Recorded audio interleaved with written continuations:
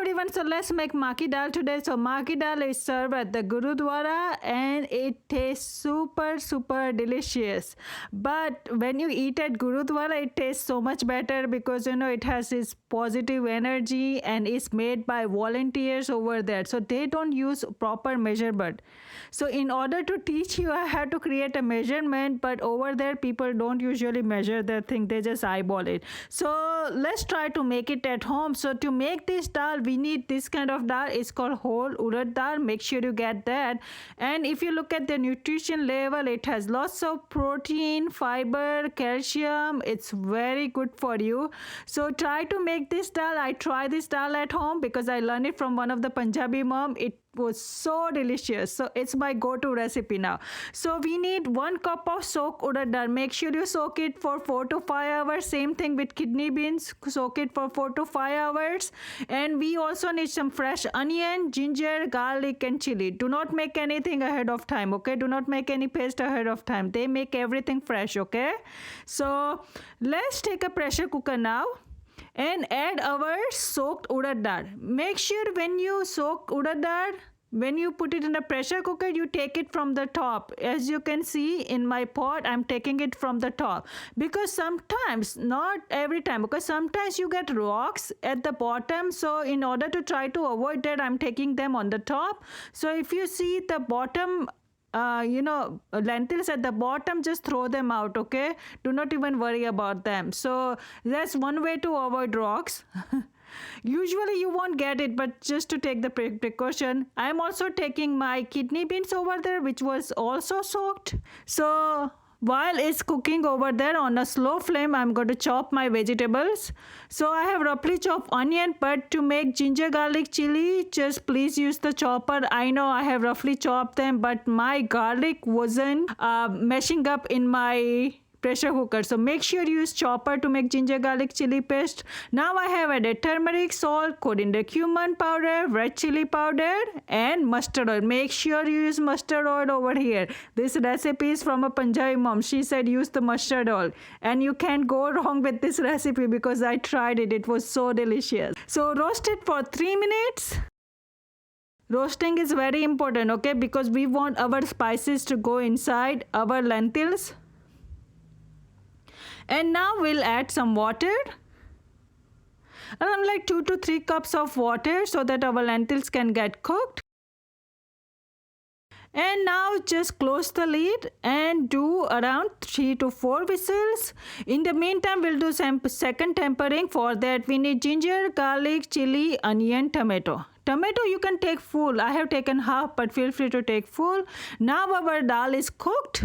So I'm going to open it up and try to mash it. Do not use the blender and try to mash things. You need to use the back of the spatula. Now how do I know my lentil is cooked? You press it and it comes out soft. That's when you know your lentils are cooked. If it's not cooked, then you need to cook it longer, okay? In order to make this dal, your lentils should be nice and soft, okay? Now mash your ginger and garlic, which I didn't use the chopper for some reason. I don't know why, but now we have to find each and every ginger and garlic and try to mash it up. But make sure you use chopper. I'm saying it again and again. Do not use my mistake, please. I mean, do not repeat my mistake. Now, I have mushed them using my back of the spatula. Now they are combined and you can see the thick gravy. Leave it on the side, add some mustard oil. So whenever you use the mustard oil, this technique is for the beginner. You need to bring it to the smoky point. That's what I'm doing now. Turn up the flame. Once it reaches the smoky point like this, let it cool down. Now turn it back on and add your ginger, garlic, chili paste over here. Remember that we mashed it for the tempering. Add that.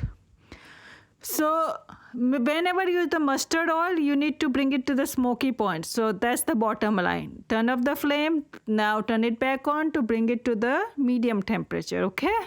Now we are sauteing our ginger, garlic, chili paste for at least 1 minute until the raw smell is gone.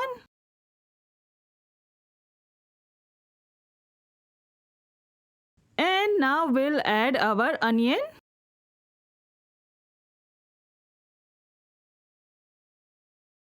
And saute it until it's nice and pinkish color, okay? And when you see the oil is releasing, that time you'll know it's done. So we'll add some turmeric, salt, red chili powder, coriander, cumin powder. This sabji, I mean not sabji, but this maakidal is super easy to make. Anyone can make it and it tastes very good. Okay, so make sure to try it out. Now in order to avoid my spices burning, I'm just going to add some water and let them cook until the oil separates it out. As you can see, now it's separated. And then we'll add our tomatoes. Tomato, as I said, you can take whole tomato, okay? It's not required you have to take half tomato. And please do not use tomato paste unless you have to. Over there at the temple, they use everything fresh stuff, okay? They do not use canned tomatoes. So please try to use fresh tomato if you can. And let them cook. Let our tomatoes cook.